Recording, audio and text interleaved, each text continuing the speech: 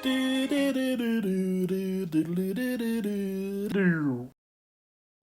screen time and welcome to iBenBrown Plays Pokemon Sleep, your daily source for Pokemon Sleep content and stupidity. Today we're going to talk about cost-benefit analysis in Pokemon Sleep, do our Pokemon showcase, and then our daily research session. And today's video is sponsored by me being dumb. I have made some bad mistakes so that you don't have to. So let's talk about this. Pokemon Sleep is more of a game than it is a sleep tracker. And while it can help you fix your sleep schedule, it's actually also teaching you about choices and consequences, resource management, and self-discipline. Wow, sounds like a fun time, right? Well, a lot of games have these elements, but not a lot of games are collecting data about your sleep to, I don't know what to do what with, but I bet they're also tracking data on how bad we play the game and whether or not we're improving at it over time. It's a case study in seeing if we can make people smarter, and my select button profile just took a big hit because I made some bad choices last night trying to turn that 19 you see at the top of the screen into a 20. Pokemon Sleep, there's so many times that the choice is about weighing out the spending for limited immediate gains versus spending the same thing later but maximizing the opportunity. In other words, we're doing constant cost-benefit analysis. Or was it can't be arsed? As we know, the game is a grind, but some parts of the game have huge payoffs if you manage your resources well. Dream clusters are the best example of this. You can break them open now and level up your Pokemon, or if you keep them in your bag, the value of those dream clusters goes up over time. Your research rank increases. We can do the same analysis on energy pillows. You can heal your Pokemon now, and they'll do more work now at the cost of whatever you spend on that pillow. But what else could you have bought when you bought that pillow? Biscuits, handy candies, maybe there's something you actually need more. How about helper whistles? You can get 3 hours of help right now, but that 3 hours of help a week from now is going to be worth more because your Pokemon are stronger. And it'll be even stronger a month from now, or 3 months from now. So this brings us to last night. While I was stressing over my failing plan to get to Master 20, I decided to use a helper whistle that I got from ranking up. Even though I had configured my team to make the most of that whistle, I did not get very much strength. Or at least not as much as I was expecting. And I calculated I'm going to need at least 5 more whistles to get where I need to go. When I spent the first whistle, I thought, a whistle for a silver seed? That's a pretty good deal, because a silver seed is what we would get at Master 20 on Cyan Beach. But then I thought, do I really want to spend the sleep points and the diamonds just to get that silver seed? That's a pretty expensive silver seed, considering that as a premium player, I can buy one in the shop every month for 1400 sleep points. And this is where my tiredness got in the way and I started making stupid mistakes. I started thinking, well, if I bought some helper pillows and healed Sloan, it could help heal some of my berry finders on my team and help them sneaky snack. And if I use an energy pillow on Suicune, maybe I can get one more trigger in the last couple hours of the day. Did you hear it? The word that ruined me? Maybe. I spent 480 sleep points on 2 pillows to heal 2 Pokemon that did not achieve what I was hoping it would achieve. They probably didn't have a big impact on my sleep session, and now that silver seed is 480 sleep points more expensive. And I totally wasted the helper whistle. But to be fair, I did waste a lot more helper whistles in the early game. I just wish there was a clear way to know how much a helper whistle would actually help before you use it. Because using it to test the strength I would get is really why I wasted it. Like if I had only needed 1 more whistle after that, I probably would have purchased it and said, woohoo, silver seed. But here we are. Here we have the psychological warfare that is Pokemon Sleep. The internal struggle to stay disciplined while something you want seems to be so within reach. And for anyone wondering, did Suicune trigger?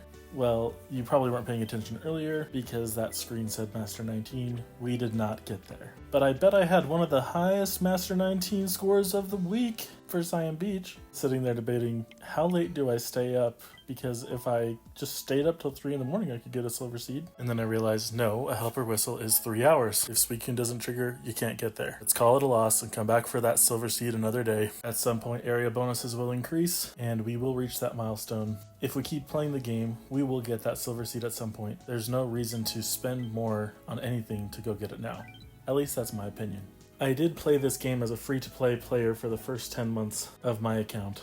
But now I have the premium pass. Reflecting on this experience made me feel like, man, I am losing my knack. But we live and we learn and we sleep. Just make sure that when you're buying stuff from the store, you consider the opportunity cost, because you might be better off holding off for something better. Speaking of something better, let's talk about the smart things I've done and build some trust in this channel. Meet Wigglybard. I caught Wigglybard as a Jigglypuff very early in the game, right around the time that I just kind of started figuring out what I was doing. And with Helping Speed M, Berry Finding S, and then Skill Trigger M to come, with the main skill Chance Up Nature, I felt like this would be a great investment for some gold seeds for a healer for my team. And Wigglybard has been awesome. The ingredient finding down nature also amplifies the effect of that berry finding S. Wigglybard has carried me through Cyan Beach portion of the game, and has been a staple of most of my teams throughout the game. And actually I lied. I caught Wigglybard as a Wigglytuff, and I caught Experiapuff as a Jigglypuff, and I used 1 seed on it. Now you might be wondering why this Experiapuff is such a high level. I wasn't really investing in both, but Experiapuff, who I got very early in the game, has been a staple of my sleep with my Pokemon overnight for the extra experience and heal them in the morning strategy, because Wigglybard's inventory fills up quicker. Boosting the team's energy is a great way to start the day. Oftentimes Wigglybard has benefited from Experiapuff's overnight healing prowess. And even though we didn't get to Master 20, we still had a sleep session with a very high drowsy power, especially because we benefited from a 1.5 times bonus to the drowsy power.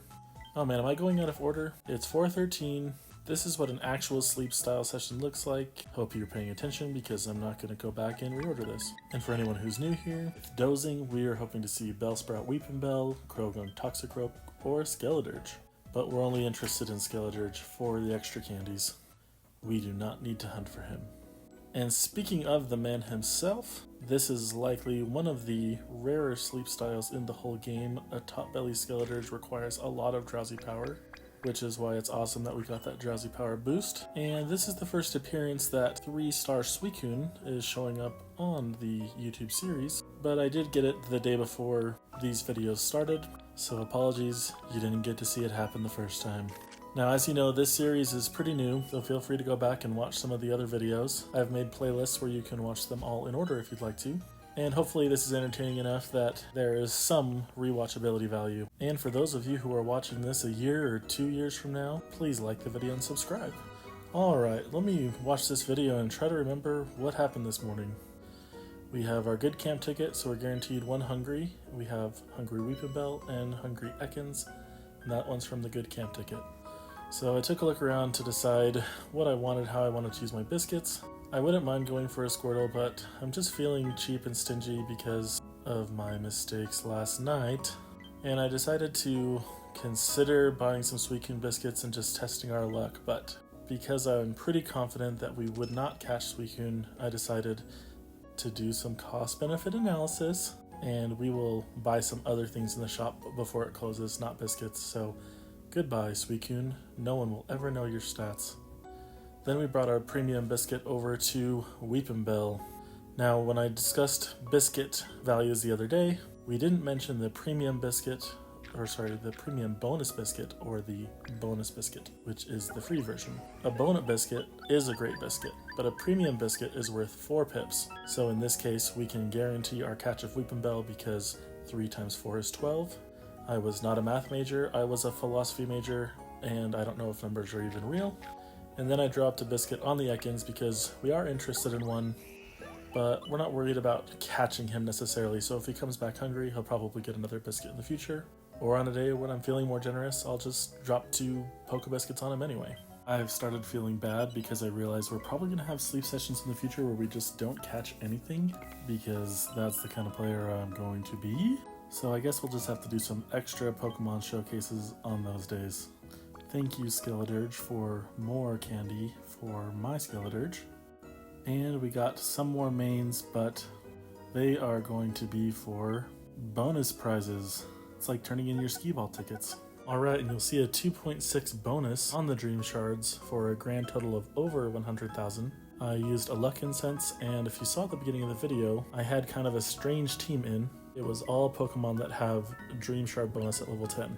So we're literally just using them to maximize our Dream Shard output. And before we get into evaluating this Weepinbell, a quick update on Bieber. Last night, in part of our attempts to get to Master 20, I decided it would be great to get some soybeans that I needed for my Ninja Curries. I almost said Ninja Curry salad. Oh wait, no, I did say it. but I didn't want to swap in a soybean farmer who would reduce the Suicune boost just in case Suicune decided to trigger and get us to Master 20. Thanks a lot, Suicune.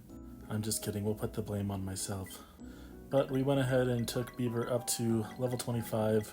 We wanted to leave him as a water Pokemon though. For those who don't know, the Paldean starters switch their types when they evolve.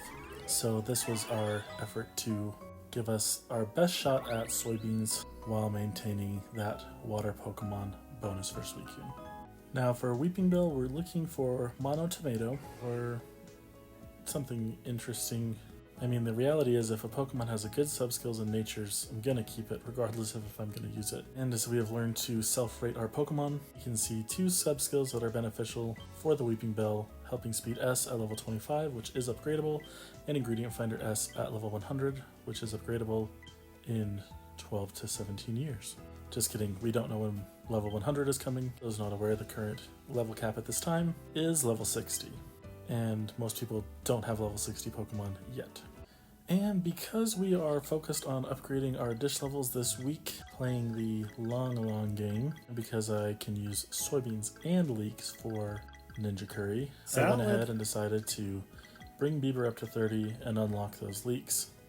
And then even though the Oranberry as a water Pokemon is favored at Cyan Beach, I decided to increase that frequency from 50 minutes and 52 seconds to whatever Quaxwell's frequency is.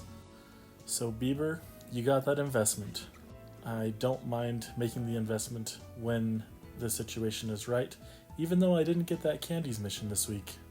But I just still see no reason to go in and upgrade a Pokemon in your box if you're not going to be putting it on your team right away. Like, why wouldn't you just spend it when you need to? I would say this comes back to our cost-benefit analysis discussion.